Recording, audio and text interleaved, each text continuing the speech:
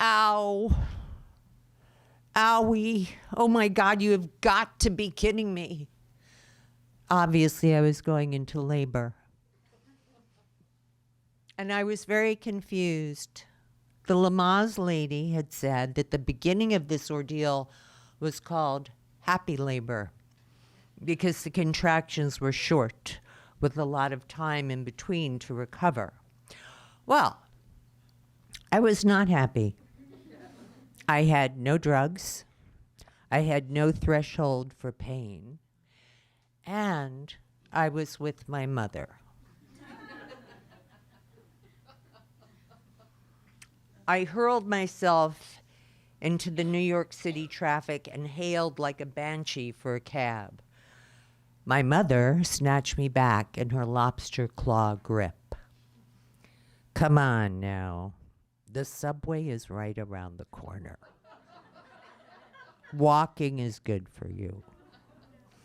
My mother was a certified narcissist, which meant walking was good for her, not me. And $20 for a cab was out of the question. She was a daughter of the Great Depression. I was merely greatly depressed.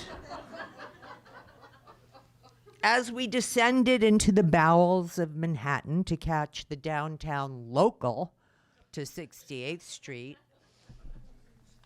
I called my husband, who was thrilled at the news that my eyeballs were popping out of their sockets. He, of course, would be taking a cab to the hospital. I thought as long as he's getting there before me, why doesn't he give birth? I was really terrified at the idea of a large watermelon coming out of something the size of a walnut. I wasn't like those women in Lithuania with sturdy hips who needed large families to mow grass and milk chickens. I liked being a city girl, discussing Nietzsche in cafes over Chardonnay. The downtown subway was packed, me in a seat between my mother and a lovely, compassionate-looking lady who I wished was my mother. In Lamaze, the teacher had said, go to your mental beach, relax. Well, I was staring out at a row of angry New York City denizens who were looking at me warily, as though my watermelon would pop out right in front of them, or like a projectile hit one of them in the face. The train shimmied, it stalled, it clamored, lurched, I owied. My mother hissed at me through gritted, smiling teeth. Get a grip. Smiling was big with her. When I was a kid, my mother starred on a TV show, and we had a lot of at-home interviews. My father was usually drunk, had to mouthwash a lot, and remember not to rage uncontrollably. I had to smilingly play with my parakeet. I hated my parakeet. It was my fourth. The others all died and had to be flushed down the toilet in a New York City type burial. I vowed to get my child something you could never flush down a toilet, like a Great Dane or a wildebeest.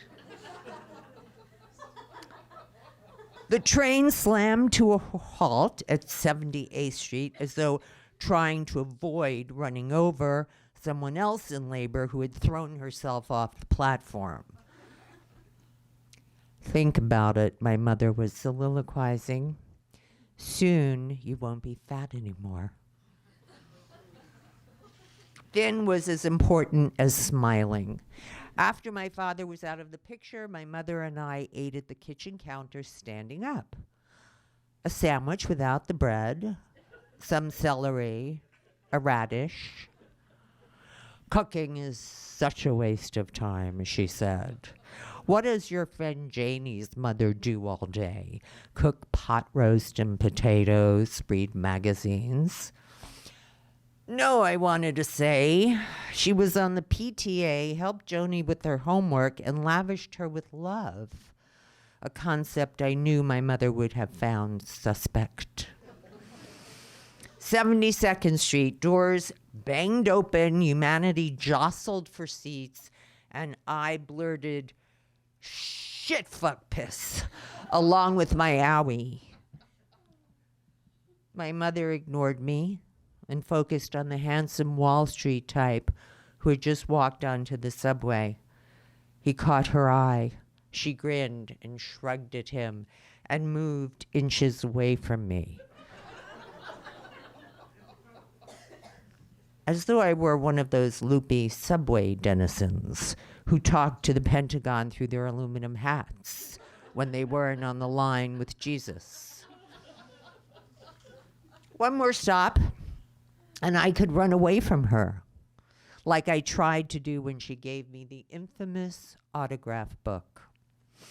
It was my job to get the autographs of all the famous people we'd meet because she was sort of famous and it would have been gauche for her to ask, but not me.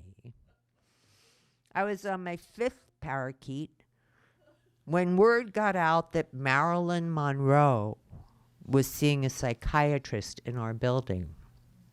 My mother told me I had to get her autograph. 3:30 p.m., and I was in the elevator with Miss Monroe. She was very pale, dark glasses, a mink coat. I got up every scintilla of nerve and said, "Excuse me, Miss Monroe, could you sign my autograph for my friend Susie Ottenberg? She has a brain tumor." I don't know how that came out. All Susie had was a headache once in a while. But I was in the grip of a very heightened reality. Miss Monroe signed. I showed it to my mother. She read in disbelief, "Dear Susie, I hope you get better. Love, Marilyn Monroe." Her tone of voice made me run into my room, erase the page, and trace it over. I showed the new version to my mother. Her chin quivered, a bad sign. "You traced over her whole autograph?" "But now it says, 'Dear Barra,'" I pointed out. She glared at me and groaned very deeply. To my 8-year-old brain, that groan translated into, "Why don't you walk out onto the window ledge, jump, and see if you can fly, preferably in clean underwear." Poor Marilyn, poor me. But wait a minute, not poor me. It flooded over me like a wave at the beach as we reached a stop at 68th Street. I emitted a noise, not an owie, but a wowie. A word that you say when something hits you, an eureka-type moment. Without knowing it, the subway ride had taught me everything I needed to know about how to raise my child. Just don't be my mother. Focus on her so-called parenting skills and run wildly in the opposite direction. I didn't have to buy one book. I felt a strange sense of calm and certitude. I could hang out a shingle for all the confused pregnant women. It's okay for your mother not to be your role model. I mean, if Medea's kids had moved in with a neighbor, they may have lived into adulthood. Wisdom at last.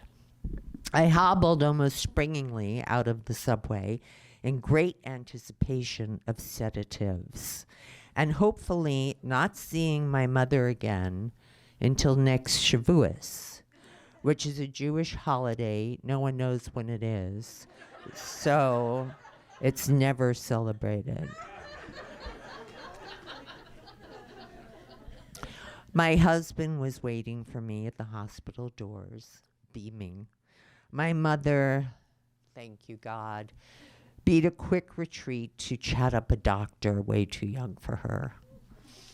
And then the moment came, and our daughter was born, a wondrous girl who doesn't lie, only smiles when she feels like it, and when necessary, hails the first oncoming cab.